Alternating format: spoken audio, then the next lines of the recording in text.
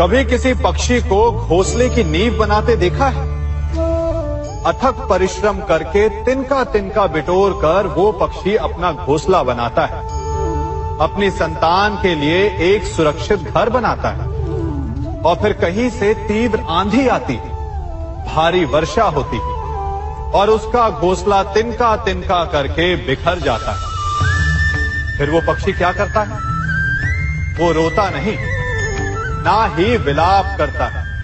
वो बिना विलंब करे फिर से अपना घोंसला बनाना प्रारंभ कर देता है और सफलता पाता है। फिर हम क्यों छोटी छोटी असफलता से भयभीत होकर परिश्रम करना छोड़ देते हैं? एक बात सदा स्मरण रखिएगा, हर वृक्ष कुल्हाड़ी की एक मार से नीचे नहीं गिरता, हर चट्टान घन के एक प्रहार से नहीं टूटती। सफलता पाने के लिए अनावरत परिश्रम करना ही मात्र एक मार्ग है। स्वीकारण, सत्य का स्वीकारण मनुष्य के लिए बहुत ही महत्वपूर्ण है। जब तक मनुष्य सत्य को स्वीकार नहीं करता, उसे असत्य से लड़ने की शक्ति प्राप्त नहीं होती। जब आप भोजन करते हैं तो क्या होता है?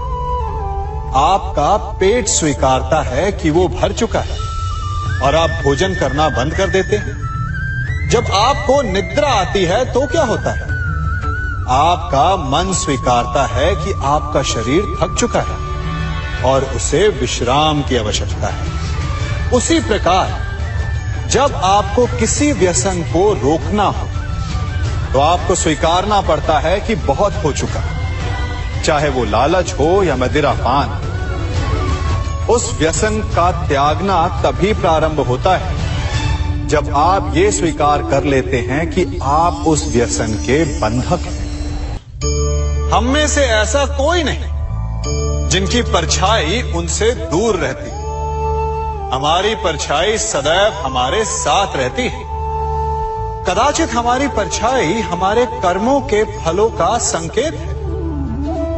कदाचित इसी कारण कई बार हमें अपनी परछाई से भय भी लगता है, परंतु इस भय से निवारण पाने का एक साधन अवश्य है।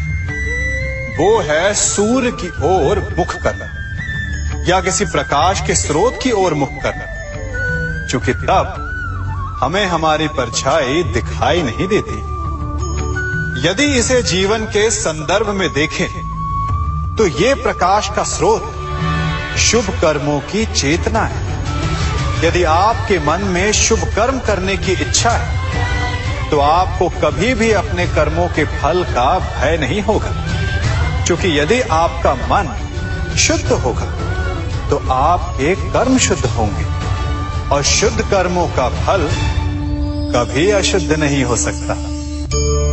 आज मैं आप सबको एक कथा सुनाता हूं। एक दिन प्रातः एक व्यापारी अपने घर से निकला। घर से निकलते ही एक बिल्ली ने उस व्यापारी का मार्ग काट दी। व्यापारी घबरा गया। वो फिर से घर लौट गया और शुभ घड़ी की प्रतीक्षा करने लगा। और जब वो पुनः अपने घर से निकला तब वो वाहन जा चुका था जिससे राजा तक पहुंचकर उसे भेंट देनी थी। राजा को भेंट नहीं मिली। राजा क्रोधित हो गए। राजा ने उस व्यापारी का व्यापार बंद करवा दिया। इस कारण व्यापारी क्रोधित होकर घर पर अपनी पत्नी से लड़ बैठा।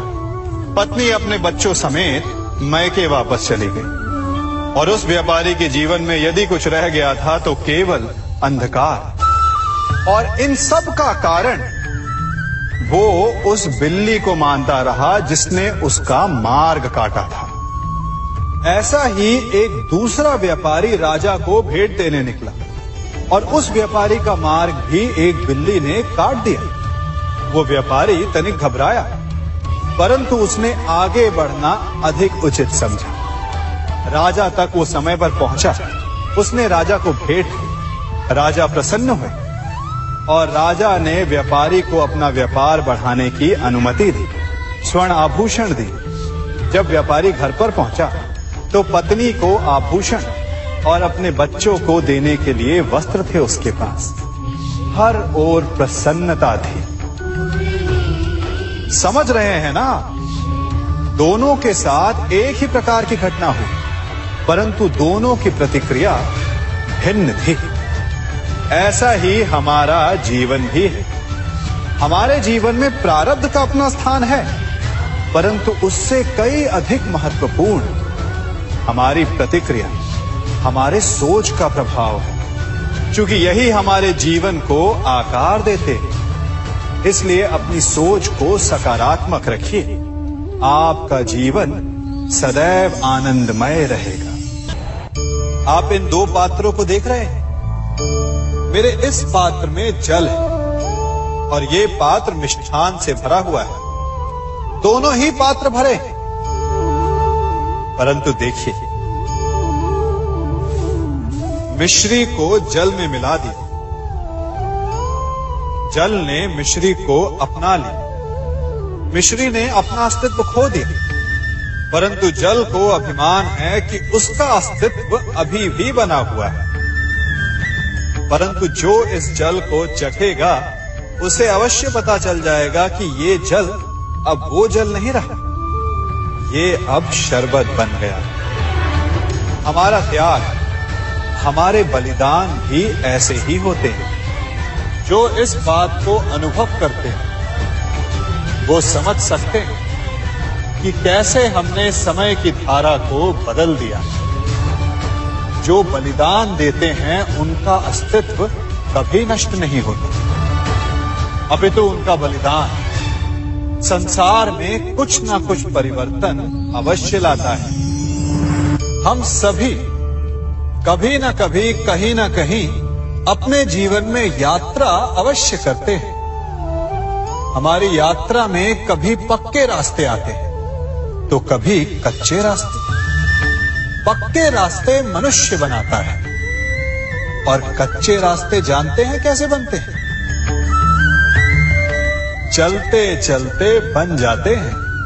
जब लोग एक स्थान से जाते हैं तो पैरों के दबाव से नीचे की घास कुचल जाती है। बार बार उस मार्ग से जाने से धीरे धीरे मार्ग स्वतः ही बन जाता है।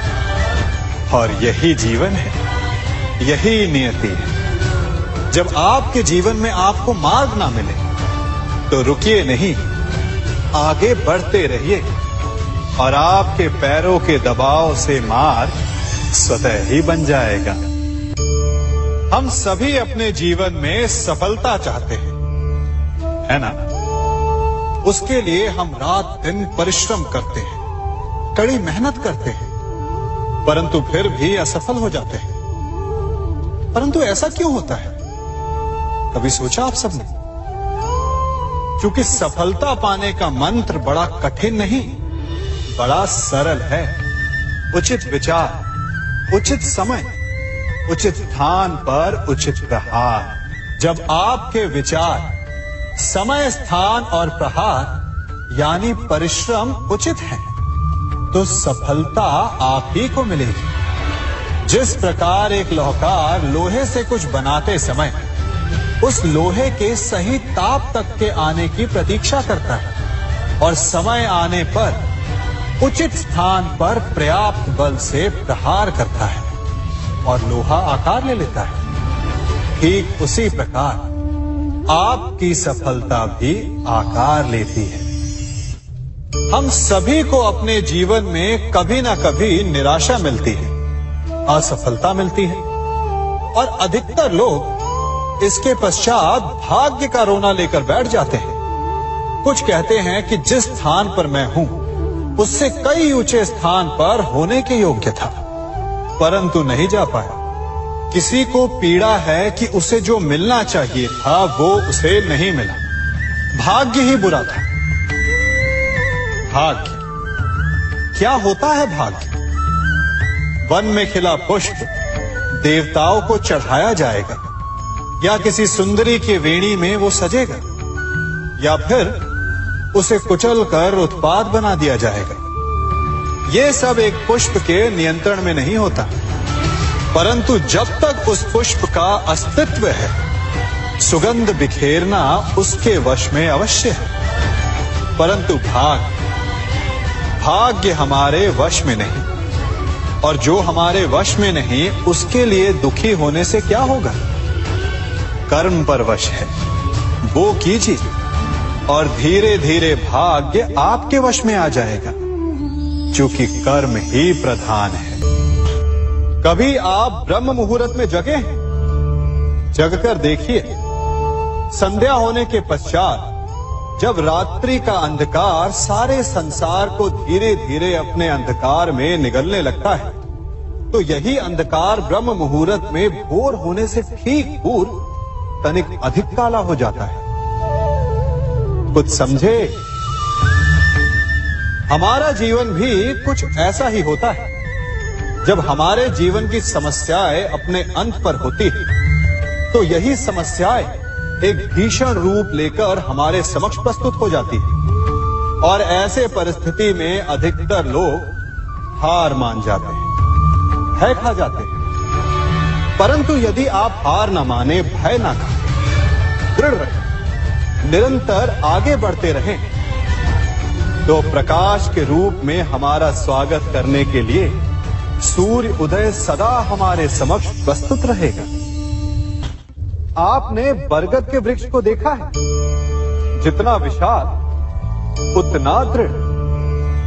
पतझड़ में वो सूख जाते हैं, परंतु दुर्बल नहीं होते, टूटकर गिरते नहीं। और उसके विपरीत दलदल में उपजे वृक्षों को देखिए, वो दिखने में तो बड़े होते हैं, पतझड़ आए या शीत सदा हरे भरे होते हैं, परंतु इतने दुर्बल होते हैं कि जल धारा के हल्के से वेग से वो गिर जाते हैं। परंतु ऐसा क्यों होता है? कारण है जड़ें। जिसकी जड़ें दृढ़ भूमि में है, वो हर चक्रवात, हर ऋतुओं को सह लेता है, और जिसकी जड़ें दलदल में है, वो स्वयं की जड़ों को दुर्बल बना लेता है। कुछ ऐसा ही मनुष्य भी होता है, जो अधर्म, कुकर्म और असत्य की धरा पर उपजा है। वो समय की एक मार भी नहीं सह पाता, और जो मनुष्य सत्य, धर्म की धरा पर उपजा है, वो हर समस्या से अविचलित हो जाता है। अब आप पर निर्भर करता है कि आप क्या बनना चाहते हैं। हमारे जीवन में मित्र और शत्रु बड़ा महत्व रखते हैं। यदि गंभीरता से सोचा जाए तो ऐसा कोई क्षण नहीं जब हम अपने मित्रों के बारे में ना सोचते हो, या फिर अपने शत्रुओं के बारे में। हमारा हर कार्य या तो हमारे मित्रों के हित के लिए होता है, या फिर हमारे शत्रुओं के अहित के लिए।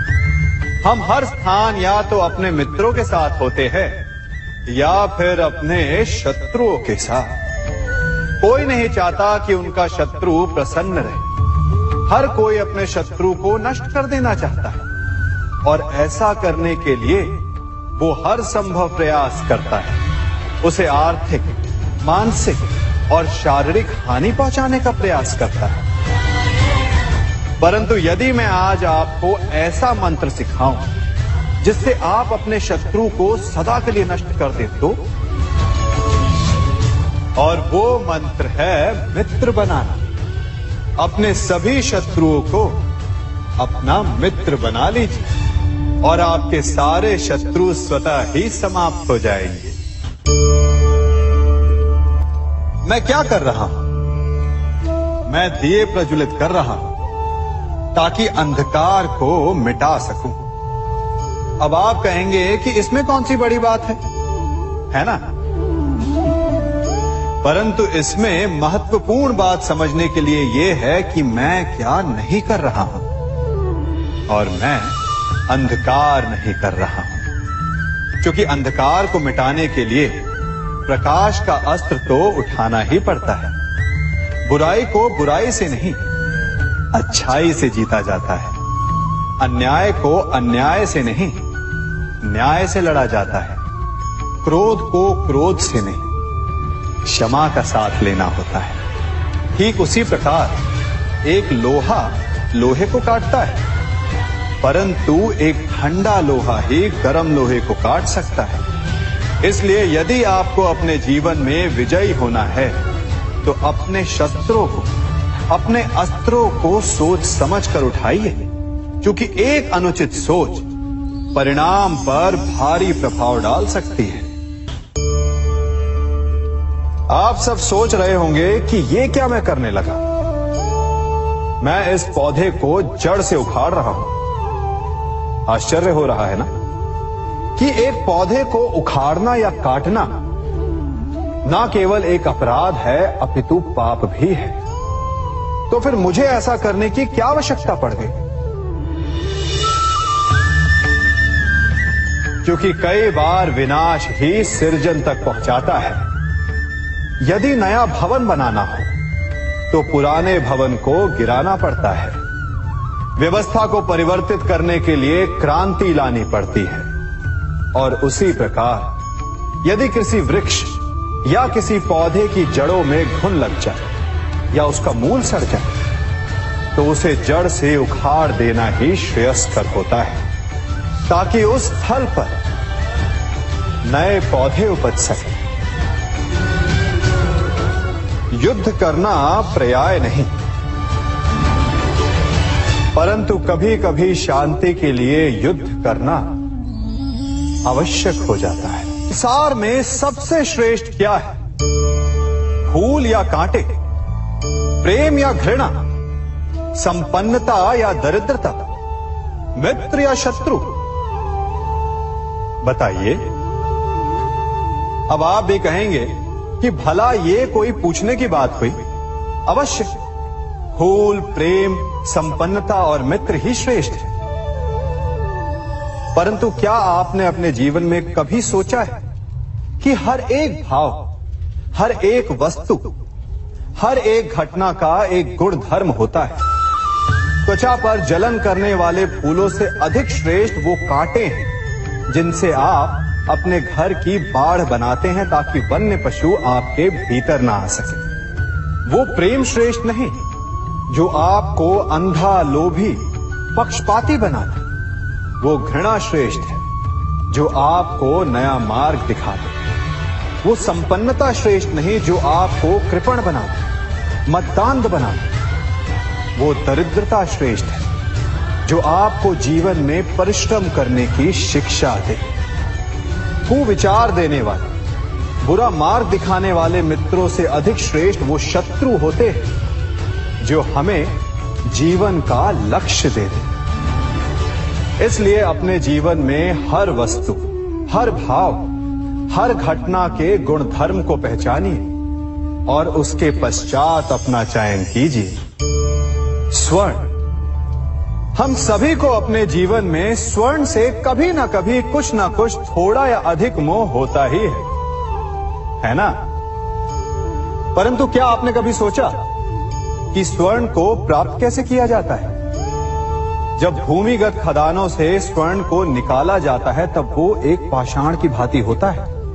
ऐसा पाषाण जिससे आप किसी को भी मार सकते हैं, परंतु उसे आभूषण के रूप में स्वयं के शरीर पर धारण नहीं कर सकते। यदि उसे आभूषण बनाना है तो उसे लंबी यात्राएं करनी होती है। उस पाषाण को पिघलना होता है। सुनार के हथौड़ी की अनेकों चोटें खानी पड़ती है। फिर काट छाट और उसके पश्चात जाकर वो ऐसा आभूषण बनता है जो हमें वर्षों तक, सदियों तक लुभाता रहता है। इसलिए यदि आपको समय पर विजय पानी है तो स्वयं के निर्माण पर समय देना होगा। हम सभी सुनते आए कि जो वीर होता है, साहसी होता है, शौर्यवान होता है, उसके समक्ष सारा संसार झुकता है। वीर भोग्य वसुंधर। परंतु वीरता है क्या? शौर्य क्या है? साहस क्या है? साहस युद्ध नहीं, वीरता विजय नहीं, शौर्य कभी ना गिरना नहीं। साहस किसी चुनौती के समक्ष खड़े होने का भाव है। तो वीरता उस चुनौती को उत्तर देने के लिए पूर्ण परिश्रम लगा देना है।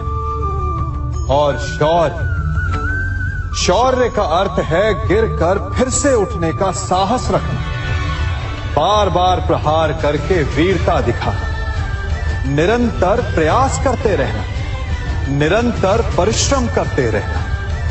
इसलिए विजयी होने से अधिक महत्वपूर्ण है शौर्यवान होना, क्योंकि जो शौर्यवान है उसे विजय मिलना निश्चित है।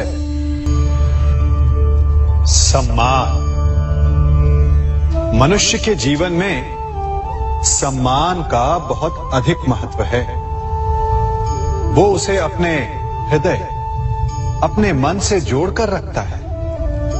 कदाचित इसीलिए हम शत्रु के सम्मान पर चोट पहुंचाते हैं ताकि उसे पीड़ा पहुंचाई जा सके।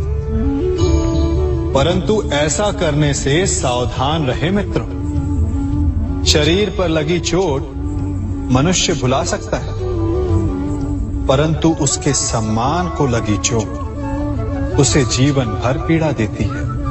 और स्त्री के मान सम्मान पर लगी चोट उसे उस सीमा तक ले जाती है जहां उसे केवल प्रतिशोध दिखाई देता है।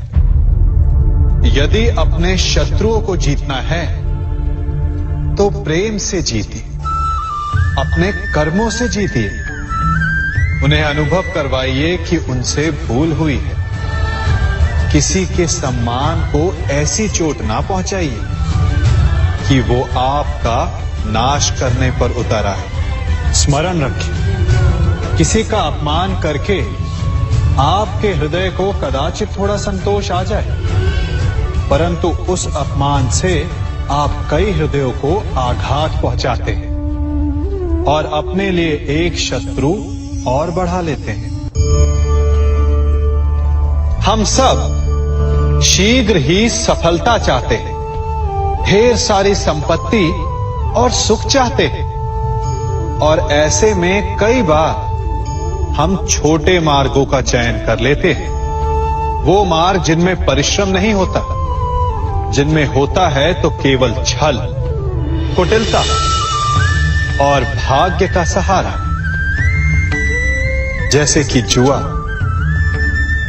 कोई जुए के खेल में धन लगाता है, कोई दांव लगाता है और ये भूल जाता है कि जुआ ऐसा दलदल है कि जिसमें एक बार गिरे तो सर्वनाश से पहले निकलना असंभव है।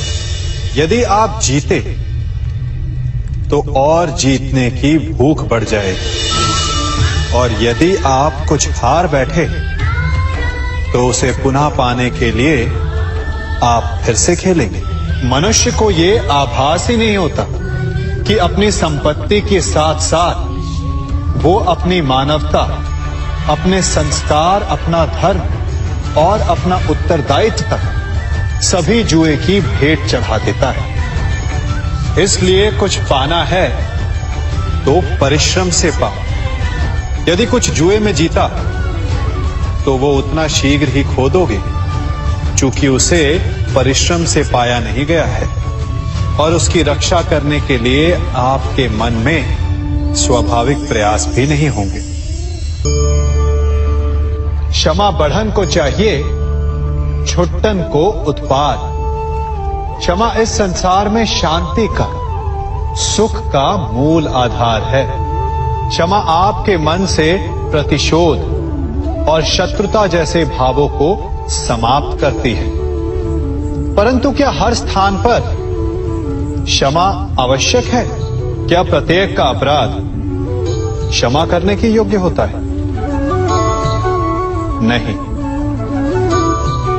कभी कभी उसे क्षमा करके हम उस व्यक्ति को और बड़ा अपराध करने की प्रेरणा देते हैं, और ऐसा ही अपराध है स्त्री का मान भंग करना, जिसमें क्षमा की कोई अवस्था नहीं। यदि सिंह भूल से गाय के बछड़े का अखेट कर ले तो उसे क्षमा किया जा सकता है, परंतु यदि वो नरभक्षी हो जाए तो उसके केवल दो स्थल होते हैं, या तो पिंजरा या फिर मृत्यु की गोद। कुछ परिस्थितियों में क्षमा के स्थान पर दंड देना आवश्यक होता है, क्योंकि ये दंड का भय ही है जो लोगों को वो अपराध करने से रोकता है। संसार में सबसे बड़ा क्या है? अभिमान और बाहुबल या विश्वास और आस्था? निश्चित रूप से बाहुबल के महत्व को नकारा नहीं जा सकता। मनुष्य अपने बाहुबल से पर्वत को मैदान बना सकता है, सागर सुखा सकता है, मरुस्थल में नदियां बहा सकता है, परंतु बाहुबल को सहारा होता है विश्वास का। यदि मन में विश्वास ना हो तो बाहुबल किसी काम का नहीं। वो कौन सा बल है कि मोर आकाश की ओर ताकते हैं? वो विश्वास ही तो है जिसके कारण वर्षा होती है और दोनों की प्यास बुझती है। परंतु जब पाप के बाहुबल का सामना धर्म के विश्वास से होता है तो बाहुबल हार जाता है और जीतता है विश्वास। विजय होती है आस्था की। यदि आप सत्य के मार्ग पर चल रहे हैं और आप अपने इष्ट में आस्था रखते हैं तो किसी भी पापी का बल आपका कुछ नहीं बिगाड़ सकता।